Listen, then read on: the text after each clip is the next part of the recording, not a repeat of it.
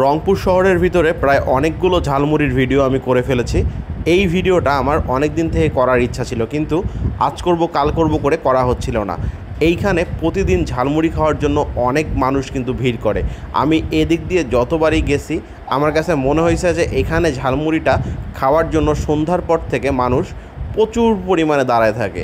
আর আপনারা যদি আশপাশ দিয়ে কখনও যেয়ে থাকেন তাহলে আপনারাও দেখবেন যে এখানকার ঝালমুড়িটা খাওয়ার জন্য মানুষ কী পরিমাণে ভিড় করে। আসসালামু আলাইকুম ভাইয়া।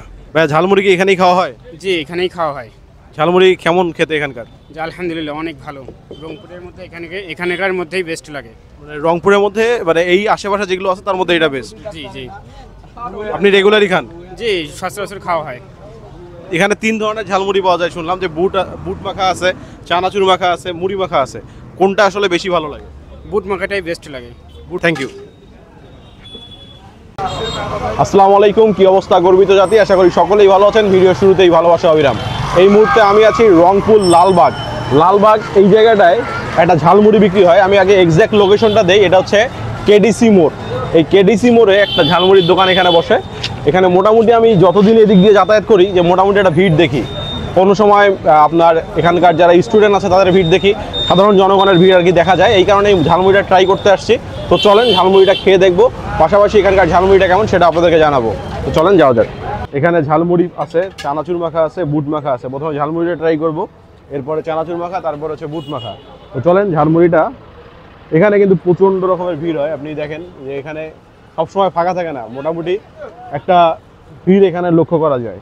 চলেন বিসমিল্লাহ ঝালমুড়িটা ট্রাই করি।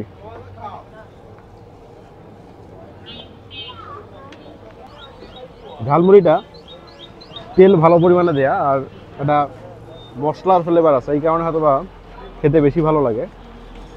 আর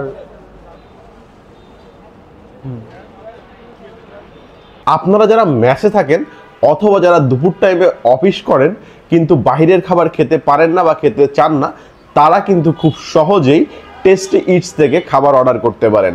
টেস্টি ইটসের নাম্বার আমি নিচে দিয়ে দিচ্ছি। প্রতি বেলা মাত্র 60 টাকা দিয়ে আপনি কিন্তু এখান থেকে খাবার নিতে পারবেন। তো নাম্বারে কল করে এখনই আপনার বুকিং দিয়ে দিন।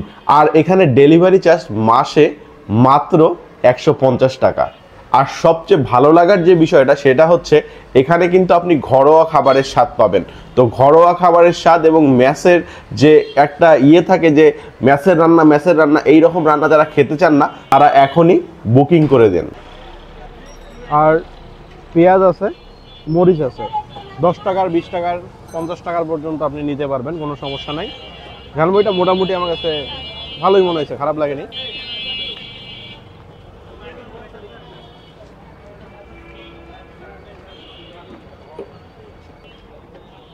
আচ্ছা, এবার চানাচুর মাখাটা নিচ্ছি। চানাচুর মাখার মধ্যে দেখতে পাচ্ছেন হচ্ছে ছোলা আছে, পেঁয়াজ মরিচ দিয়ে মাখানো। ওই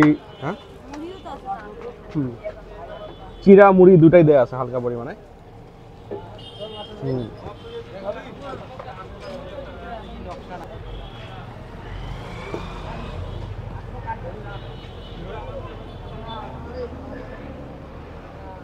এই চানাচুর মাখাটা মুড়ি মাখার থেকে আমার কাছে বেশি ভালো লাগছে।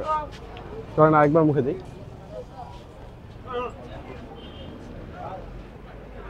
এটাও কিন্তু আমি 10 টাকা নিয়েছি। তো আপনি চাইলে 10 টাকার, 20 টাকার বা আপনার যদি আরো বেশি দরকার হয় সেটাও আপনি নিতে পারেন, কোনো সমস্যা নেই। সর্বনিম্ন 10 টাকা। মা, কয়টা থেকে কয়টা পর্যন্ত বসেন? সন্ধ্যা থেকে রাত 12টা পর্যন্ত থাকি। সন্ধ্যা থেকে রাত 12টা। আনুমানিক কতগুলো বিক্রি হয় মুড়ি? 3 থেকে 4000 টাকা। 3 থেকে 4000। যাই হোক, আমার ছোলাটা ট্রাই করতে পারিনি। আপনারা যারা ট্রাই করছেন বলবেন যে এটা স্বাদটা কেমন।